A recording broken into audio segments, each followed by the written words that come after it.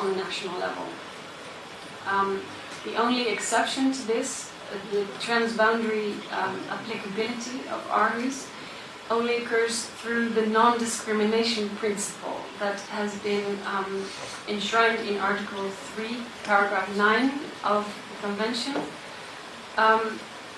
This non-discrimination principle stipulates that no states shall discriminate any citizen or organization that wants to participate in environmental decision-making.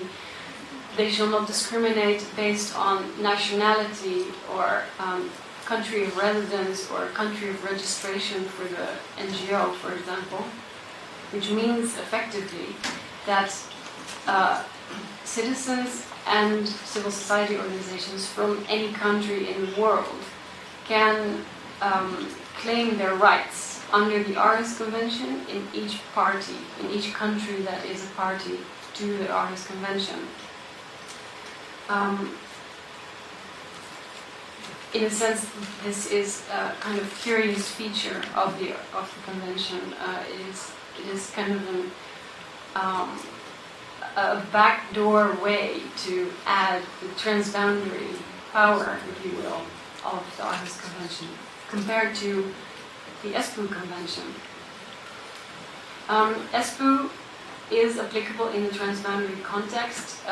The notation that you need to make there is that it's only applicable to countries that have ratified the Espoo Convention. So any non-party does not have any obligations. Compared to the Aarhus Convention, there are similarities.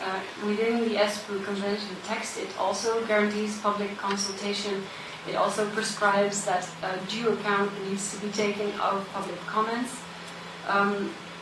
You can find these provisions in Articles 3, 4, and 6 of the Convention. In order to achieve effective public consultation, access to environmental information and access to effective remedies, justice, are, in a sense, prerequisites. So access to information and access to justice are connected to effective public consultation. So it is possible to interpret the Aarhus Convention pillars as being relevant to the conditions and provisions of the Espoo Convention. The protocols are relevant to these issues as well. The protocol on PRGRs aims to improve access to environmental information by obliging companies and industries to publish the pollutants they release and transport in registers that are publicly accessible. There is a prescribed list of pollutants and chemical substances that are covered by the protocol. So industries that use these substances or transport them need to report on them since the entry into force of the protocol 2 weeks ago. That is to say, only in the countries that have ratified the protocol. The protocol very much promotes the use of electronic information tools to improve access to information. The convention, the Aarhus Convention, has a subsidiary body called the Task Force on Electronic Information Tools, which also works on the issue of promoting the use of these tools to improve public access to information on the environment. The SEA protocol, in its turn, also has a strong public participation component. It aims to facilitate early involvement of stakeholders. It promotes the application of user-friendly consultation techniques that are suitable for particular target groups in order to effectively reach the relevant segments of the public. The SEA protocol has the same transboundary provision as the Aarhus Convention. It has the same non-discrimination principle enshrined in Article 3.7. So the same principle applies to the SEA protocol. Any citizen or organization from any country can claim rights under the protocol. The only thing is that the protocol hasn't entered into force yet. So for the moment, this is all a theoretical topic.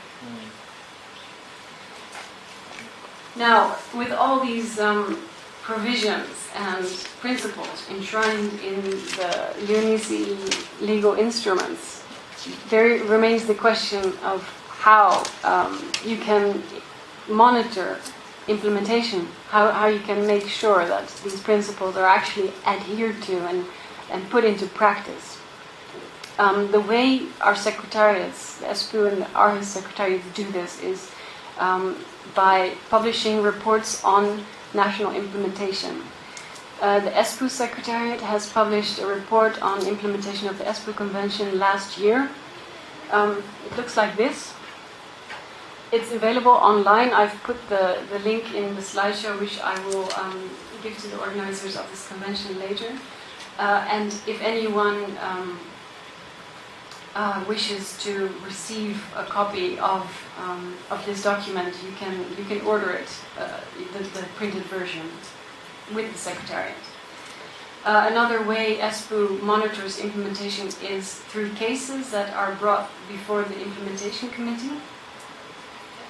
And the same kind of mechanism is present under the Aarhus Convention. The Aarhus Convention has its own compliance committee that any citizen or any organization can bring a case to. Aarhus parties are also obliged to submit national reports on implementation every 3 years. They need to be submitted to the meeting of the parties to the Aarhus Convention, which is the highest decision-making body under the convention. And based on these national reports on implementation that the Secretariat receives every 3 years, the Secretariat draws up a synthesis report in which information across the board, drawn from all the national reports, is summarized, and regional trends and developments are analyzed and reported on. I should say that we're very lucky to have with us today Mr. Jerzy Jędroszka, who is actually a member of both the Espoo Implementation Committee and the Aarhus Compliance Committee. So it will definitely be interesting to hear what he has to say. Would you mind going back one slide? I would like to say that